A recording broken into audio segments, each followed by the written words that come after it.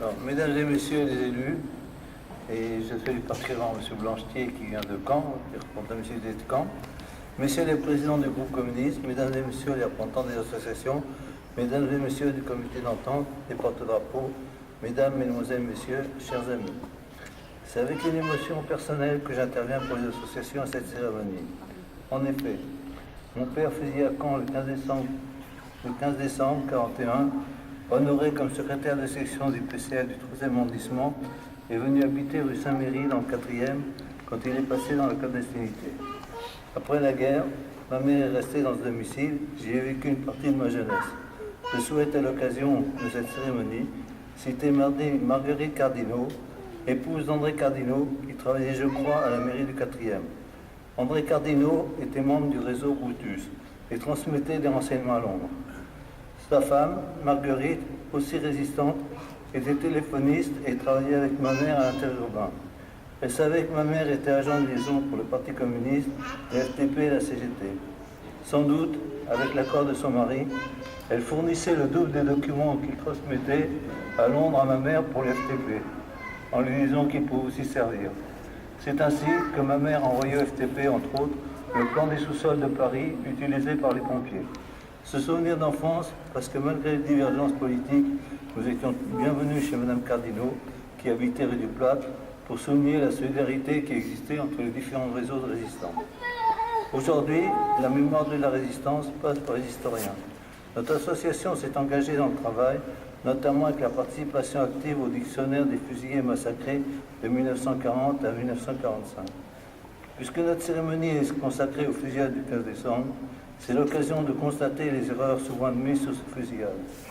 Parmi celles-ci, le nombre des fusillés, le motif des fusillades, le lieu des fusillades, les fusillades des Juifs au Mont-Valérien.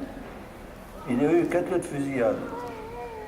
Le Mont-Valérien, Caen, Châteaubriand, La Visière, Fontevraud-l'Abbaye. Et c'est en tout 95 fusillés au lieu de 100 qui avaient été prévus. Ces fusillades, elles sont souvent présentées comme une représaille à l'attentat d'août 41, la station Barbès. C'est faux.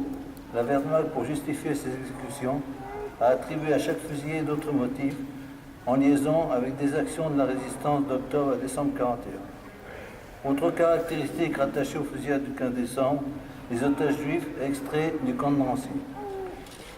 Ils étaient tous fichés comme communistes ou trotskistes pour l'un d'entre eux. C'est cette double proximité avec les auteurs des attentats qui a déterminé leur sélection. Cette proximité explique par exemple pourquoi les raflés qui se livraient au marché noir, arrêtés à la brasserie Richer, ont été déportés et pas fusillés. Elle explique aussi que, contrairement encore aux idées reçues, il n'y a pas eu le 15 décembre 1941 de fusillés gaullistes. Aujourd'hui, nous rendons particulièrement hommage à Jacob Flamme. Il fait partie des Juifs extraits de Drancy, et Patrick Joverty vous dira tout à l'heure le peu de choses qu'on en connaît de lui. Cependant, en tant qu'association, et je reviens sur les propos de monsieur le maire que je vais un peu développer, en tant qu'association, je note que l'Office national des anciens combattants, qui après de nombreuses et patientes démarches de son neveu a accordé le titre de mort pour la France à Maurice Stringer, le refuse pour Nuchin Sperling et Jacob Flamme, impliqués dans la même affaire. Le motif du refus est qu'ils ne sont pas de nationalité française, alors que comme Maurice Stringer, Nuchin Sperling s'est engagé en 1939 dans l'armée française. Sur l'ensemble des fusillés juifs étrangers du 15 décembre 1941, il y en a 39 qui n'ont pas la mention mort pour la France, dont 8 engagés volontaires. Pour nos associations, ces discriminations envers les étrangers, et aussi parmi les étrangers, sont une honte. D'autant plus qu'après nos interventions, une lettre du ministère de la Défense de janvier 2016 nous permettait d'espérer qu'elle se terminait. Les fusillés nous ont laissé 3 héritages. Un programme, leur mémoire, leurs espoirs. Espoir de paix sur terre, d'un monde plus heureux sans guerre et éradication des idées d'extrême droite. Bon, qui était, je le rappelle au passage, celle des nazis. Tous les ans, nous confrontons ces héritages à la réalité. Cette année est particulièrement détestable. D'abord, l'accentuation des politiques de destruction des acquis du programme de la résistance qui continue depuis 40 ans, notamment en ce qui concerne la sécurité sociale et les conditions de travail. Ensuite, les attentats et les tueries qui frappent de nombreux pays. Côté guerre, de nouveaux foyers éclatent de la Corée à l'Irak, d'autres n'évoluent pas comme Israël ou en Ukraine. En cette fin d'année, les menaces sont dans nos portes, comme en Catalogne et dans d'autres pays d'Europe qui sont submergés par le nationalisme. Côté idée, ce sont la deuxième position de Marine Le Pen aux élections présidentielles et l'entrée de 94 députés d'extrême droite au Bundestag en Allemagne qui nous préoccupent.